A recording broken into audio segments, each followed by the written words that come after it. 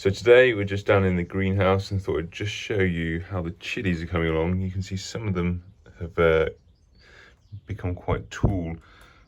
These ones here we've pinched out quite a lot of, but the top ones, we let a couple of the shoots grow, but these ones actually we've just pinched out again now.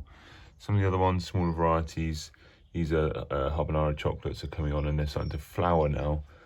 Similarly with the other Habaneros here. We've also got some peppers here and some aubergines, which look quite cool.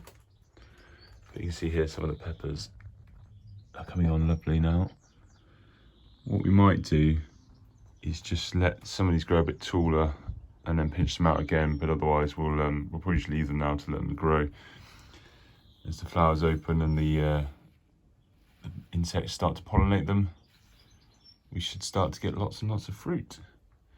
What we normally do with the chilies and the peppers is just water them in the mornings every couple of days, even every 2 or 3 days sometimes, depending how hot it's been. But you can see you've actually got it quite dry.